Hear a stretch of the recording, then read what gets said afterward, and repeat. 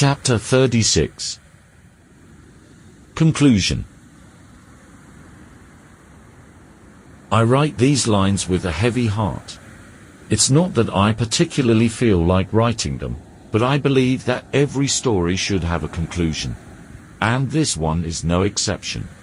It's Friday, 2 days after everything happened, and I still can't believe what I've experienced. There's no plausible explanation, but I know the emptiness I feel, the anger, the frustration. I've lost hope, that precious commodity, and as such, I've lost everything. Enrique arrived with a serious demeanor. The women were finishing dinner in the kitchen. There was a sense of well-being in the house that was contagious, but still, Enrique couldn't be infected. Quite the opposite, his mere presence left Laura withdrawn. We had dinner calmly, always with small talk, but gradually the atmosphere became heavy. I felt like something was about to happen, but I didn't know what. After dinner, they stayed to tidy up the kitchen, and I entertained Enrique. I offered him a drink, which he accepted. He wanted whiskey, to keep me company. We were sitting, me at the table and him on the large sofa, facing each other. He studied me, looked at me as if he wanted to challenge me. Soon after, they joined us, and we talked about a little of everything. He not only seemed surprised, but also displeased that Laura had joined us the day before. Nevertheless, he tried to disguise it. As the conversation progressed, it veered toward sex, and he began to broach the subject he wanted, somewhat subtly, but leaving little room for doubt. He asked how it had been with the two of them, to which Lilith responded simply. She told him that sex between two women was as natural as between a woman and a man, that there was nothing to reproach. She explained that what really mattered was who you were with, regardless of gender. That gender didn't define a person.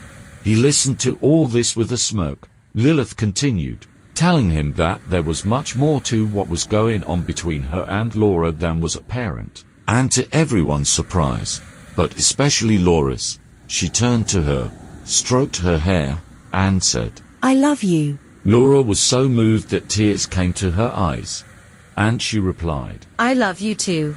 Enrique laughed and looked at me, as if I was a betrayed husband. But he stopped laughing when he realized that I was simply amazed at what had just happened. That's when he asked Lilith, pointing at me, "And him?" "He loves us both. He's perfectly fine where he is. Nothing I said makes him feel bad, quite the contrary. He was with us and knows." That's when Enrique came out with the phrase, "I also wish I could be in the middle of you two." Lilith looked at him with total contempt and said, "Do you think I would ever lay with you? Not even by your side, let alone for sex. Don't you see that you're nothing but a small and despicable creature? You treat Laura worse than one of the pieces of furniture you have at home. You take advantage of others' weaknesses to make yourself big. You think you're big, but you're no one. I only lay with people who are someone." Enrique paled with rage. I could see the veins on his temples pulsating. "You think you can talk to me like this and get away with it? Do you know who you're talking to?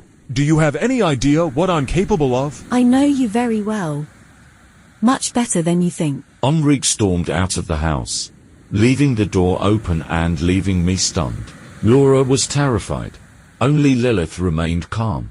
With a smile on her lips, I got up to close the door. But as soon as I got up, Enrique came back and wielding a revolver. He pointed it at Lilith and said, "Laugh now in my face, you bitch." Lilith burst out laughing and replied, "Do what you have to do." The rest happened so quickly that it seemed to me in slow motion, and it seems that I'm not capable of seeing anything else in my mind since then. Enrique fired 3 times at Lilith, and she fell heavily to the ground with her head pierced by a bullet and 2 in her body. Laura screamed in terror. He turned to her and emptied the gun at her, also killing her instantly. Then he turned to me, still full of rage, and fired the empty gun a few times. I don't think he even realized it was empty finally. He threw it at me and ran out. I was still stunned when I heard the engine of his car accelerating, speeding away. When I managed to move, I knelt beside Lilith, caressed her face, now lifeless, my hands covered in her blood, and tears finally flowed, in a moment.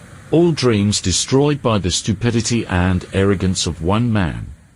The death of a goddess, the death of hope.